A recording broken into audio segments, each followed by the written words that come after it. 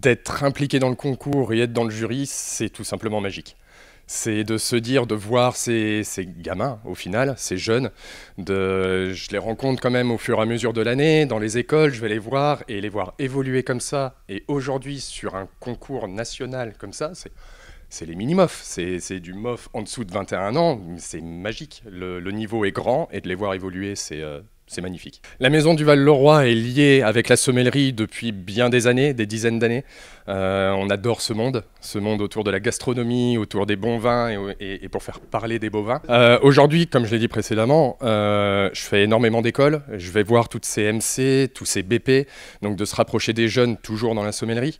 Et aujourd'hui, voilà, c'est à force de rencontres, à force de concours, à force de temps qu'on passe avec cet univers-là, qu'aujourd'hui on est avec les MOF, avec les MAF, avec cette excellence. On fait des champagnes qui, pour nous, frôlent l'excellence, enfin je l'espère en tout cas, de ce que peut dire la clientèle, et aujourd'hui voilà, on est parmi cette excellence française. La rencontre des élèves, ça se passe sur environ 3h30, 4 heures d'intervention.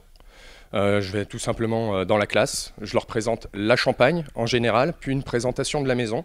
Et ensuite, on déguste 6 de nos cuvées, celles qui sont généralement justement en gastronomie. Et là, c'est analyse sensorielle, c'est une qui bosse, hein, après moi je fais plus rien.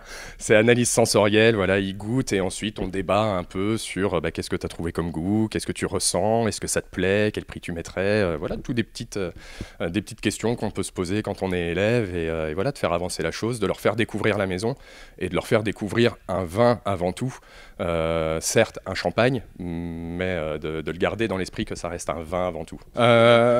Il y a des belles nouveautés. La grande nouveauté, on vient de refondre Fleur de Champagne, donc qui est vraiment notre cuvée phare, notre cuvée brute que vous allez retrouver sur 300 tables, que ça soit étoilé à travers le monde et à la coupe.